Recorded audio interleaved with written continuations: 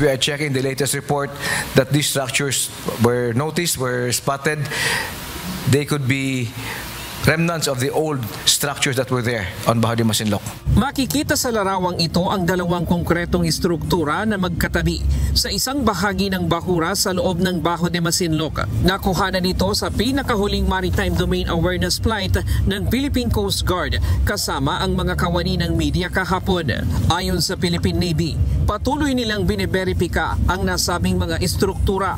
Pero posible umanong ito ay bahagi ng steel structure na tinangkang itinayo ng Chinese Communist Party noong 1997. Ngunit agad naman itong winasak ng Philippine Navy.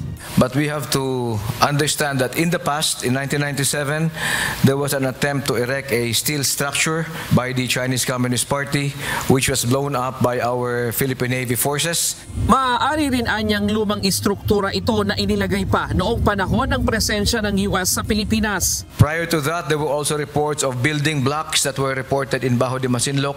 Upon further checking, these were blocks that were installed previous to all the escalation in Bajo de Masinloc during the time of the presence of the US bases, when Bajo de Masinloc was still used as a bombing range by the US Air Force, the US Navy, and I believe by the Philippine Air Force. Gayunman, patuloy na sinusuri ng Navy kung ang mga bagong nakita ay mga bago o lumang istruktura na. Noong nakaraang Setyembre, inanunsyo ng China ang pagtatatag nito ng National Nature Reserve sa loob ng Bajo de Masinloc na mariin namang tinutulan ng pamahalaan dahil ito ay labag sa batas at United Nations Convention on the Law of the Sea o UNCLOS.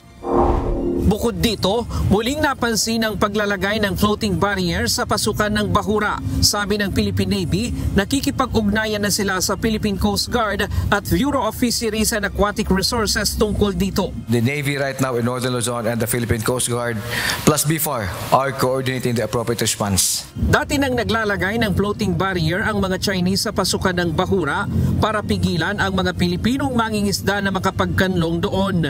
Pero noong September 2023, pinutol ng Philippine Coast Guard ang floating barrier na inilagay ng China at kinuha ang angkla na nakalagay dito. Ryan Lacanlale, UNTV News and Rescue. Diyos ang aming sandigan, serbisyo publiko ang aming pinahahalagahan.